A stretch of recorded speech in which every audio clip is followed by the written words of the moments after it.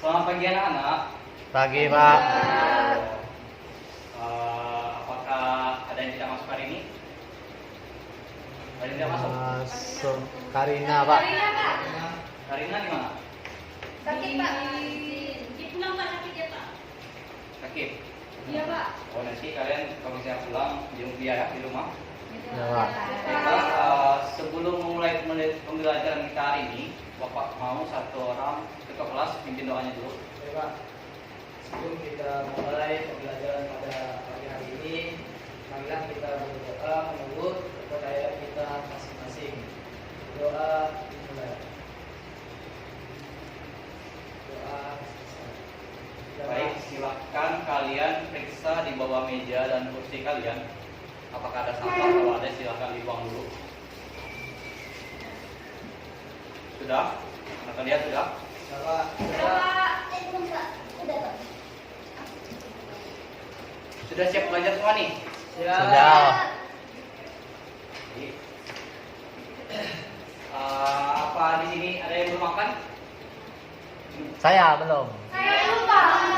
Pak, saya lapar. Kenapa kita harus makan? Tahu nggak? Kenapa kita harus makan? Biar nambah energi. Biar nggak lapar, Pak.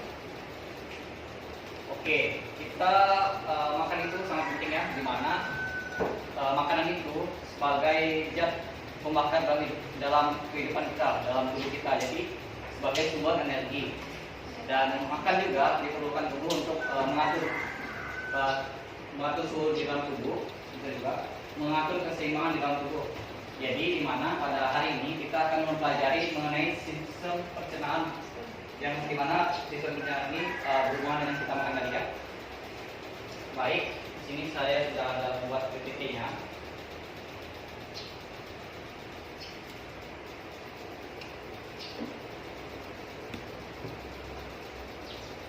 Di mana kompetensi dasar kita pada hari ini yaitu 3.5, Bapak bacakan. Menganalisis sistem pencernaan pada manusia dan memahami gangguan yang berhubungan dengan sistem pencernaan serta upaya menjaga kesehatan sistem pencernaan.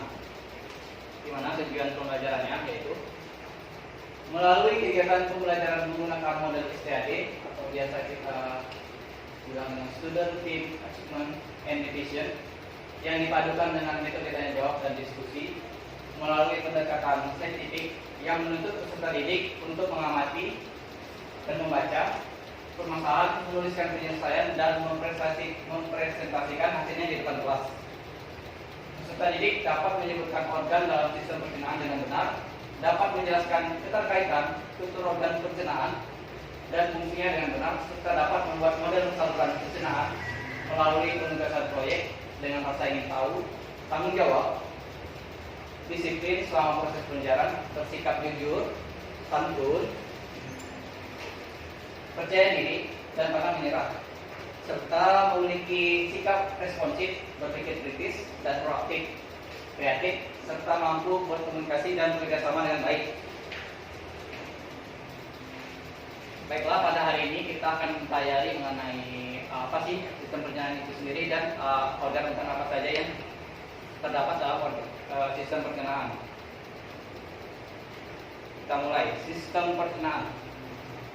Seperti yang kita ketahui, sistem pencernaan itu yaitu di mana makanan diubah menjadi molekul atau partikel-partikel kecil sehingga dapat digunakan oleh tubuh. Mengapa disebut sistem? Karena ini melibatkan berbagai organ. Jadi organ ini saling bekerja sama dan saling berkoordinasi sehingga dapat makanan itu dapat kita jadikan energi.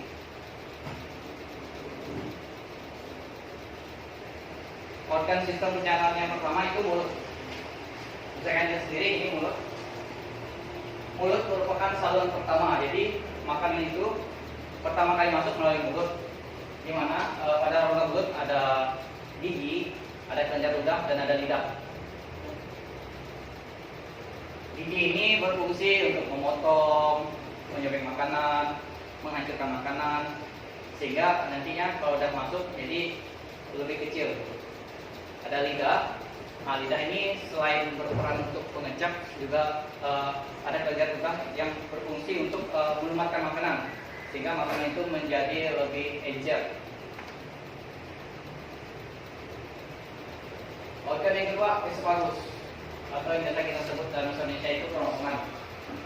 Kerongkongan ini merupakan saluran yang menghubungkan rongga mulut menuju lambung. Agar makanan dapat berjalan sepanjang esophagus, terdapat gerakan peristaltik, sehingga ujung saluran esophagus setelah mulut terdapat daerah yang disebut faring. Pada faring, makanan dapat berjalan menuju lambung. Nah, di sini ada kata peristaltik. Ada yang tahu peristaltik itu apa? Nah, saya tunjuk saja ya, Natalia. Kamu tahu peristaltik? Kok Pak, dia bentuknya kayak itu, dia mendorong makanan masuk ke dalam tubuh Pak. Dorongan. Mendorong makanan masuk ke dalam tubuh Pak. Oke, baik. Jadi peristaltik itu gerakan yang terjadi di kerongkongan dan terjadi di lambung, di mana makanan itu didorong seperti gelombang sehingga masuk ke lambung.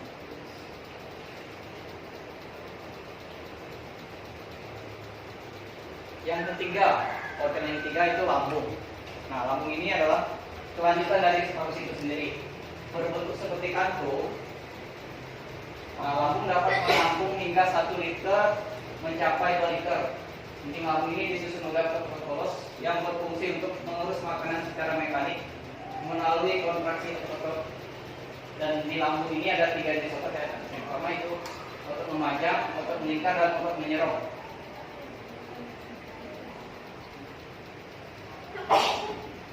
Nah, di sini terdapat senyawa kimia yang terdapat pada lambung.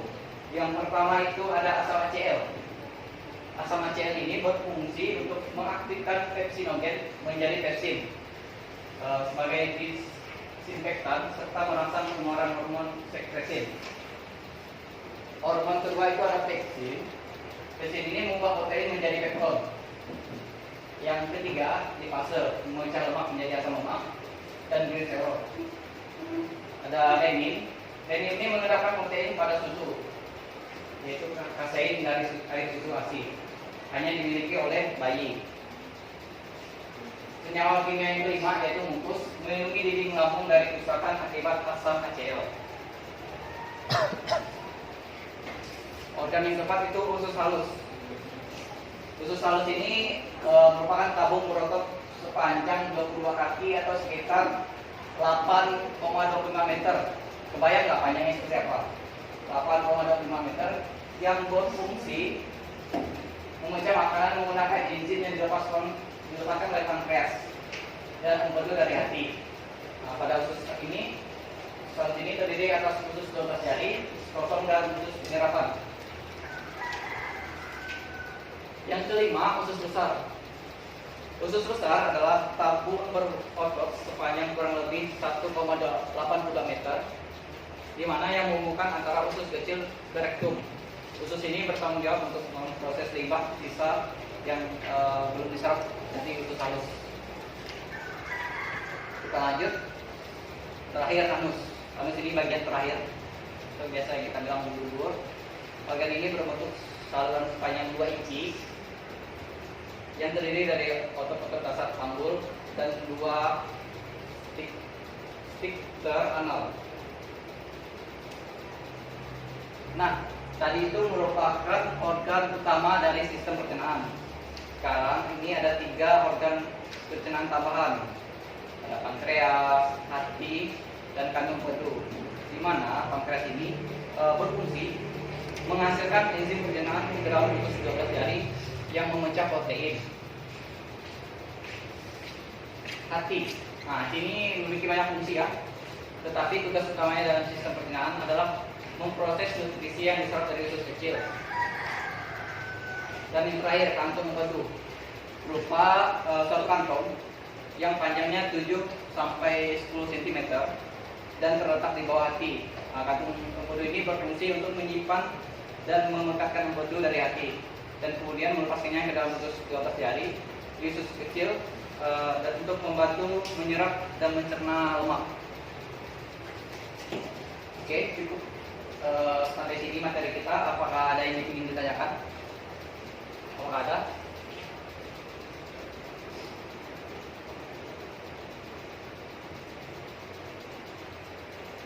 Oke, Bapak salah paham.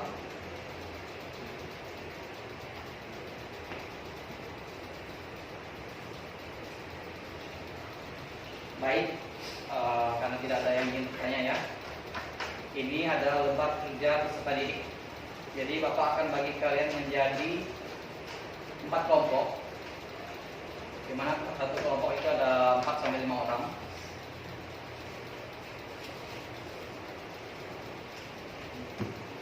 Ini untuk kelompok pertama.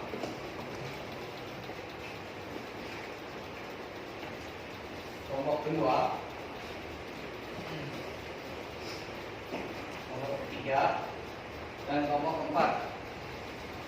Batas waktu yang untuk kalian mengerjakan itu ada 10 menit. Silahkan gunakan waktu sebaik-baiknya untuk mengerjakan soal itu. Saling kerjasama ya. Pak.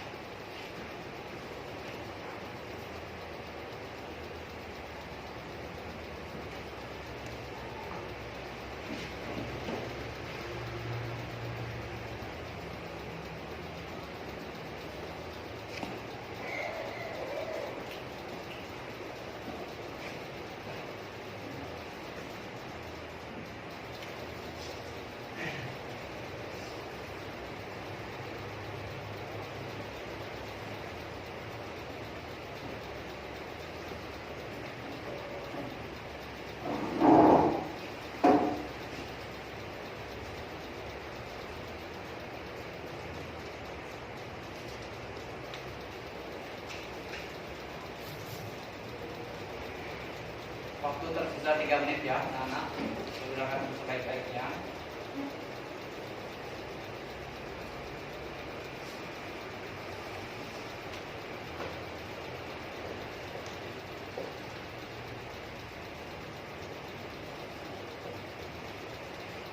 Oke, waktunya sudah habis. Silahkan hentikan pengerjaan soal kalian. Dan Bapak mau satu kelompok untuk mempresentasikan hasil kerja kelompoknya. Bapak tunjuk ya, kelompoknya kedua, kelompok mus tadi. Silahkan naik ke depan, presentasikan hasil kerja kelompoknya.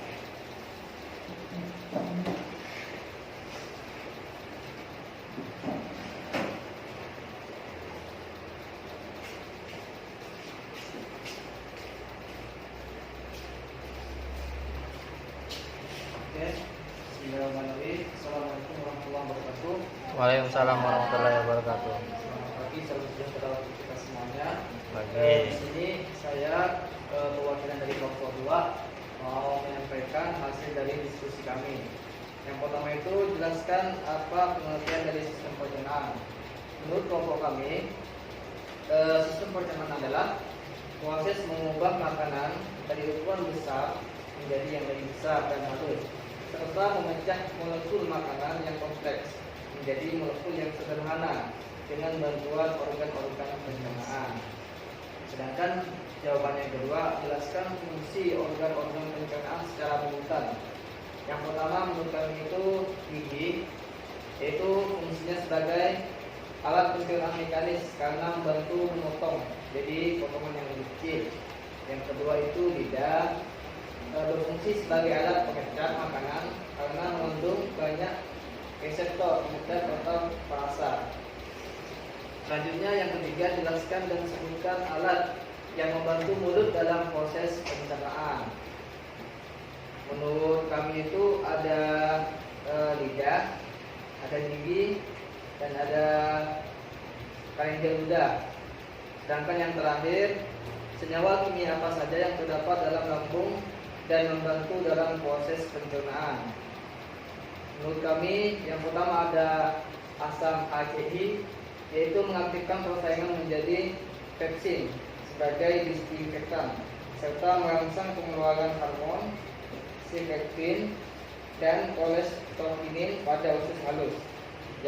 Yang kedua ada pepsin, yaitu mengubah protein menjadi keton.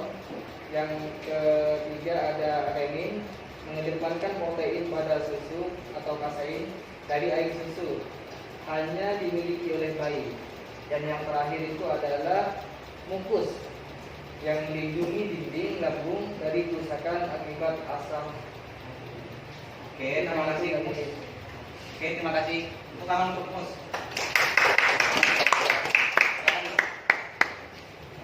Akan Bapak klarifikasi. Jawabannya sudah baik. Cuma ada beberapa kesalahan dari mungkin salah penyampaiannya. Tadi pertama pengertian dari sistem perencanaan katamu tadi perubahan molekul dari yang besar menjadi agak lebih besar tadi. Mungkin salah ya. Jadi mengubah molekul yang besar menjadi lebih kecil. Dan yang kedua ada yang bilang itu tadi senyawa HCI, bukan HCI ya, tapi senyawa HCl. Pak. Oke, silakan satu orang. Kita sudah ada di penghujung pembelajaran kita, jadi satu orang mohon simpulkan. Silakan Natalia. Jadi Pak, kesimpulannya untuk sistem pencernaan sendiri merupakan suatu kegiatan atau proses di mana kita mengubah makanan dari yang ukurannya besar, dari yang ukurannya besar menjadi lebih kecil.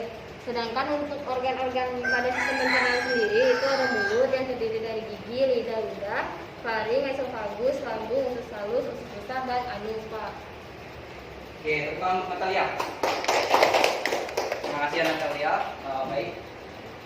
Seperti yang kita ketahui, sistem pencernaan itu merupakan sistem di mana makanan masuk dan diubah menjadi molekul yang lebih kecil. Dan sistem pencernaan ini melibatkan beberapa organ. Yang pertama itu mulut, ada kerongkongan, lambung, usus halus, dan usus besar, dan anus. Nah, di dalam mulut tadi ada gigi, ada lidah, dan ada kelenjar ludah. Di lambung ada senyawa HCl, peptid, renin, mukus. Jadi semua organ ini saling bekerja sama sehingga makanan yang masuk ke dalam tubuh kita dapat kita gunakan dengan baik sehingga menjadi energi yang dibutuhkan oleh tubuh kita.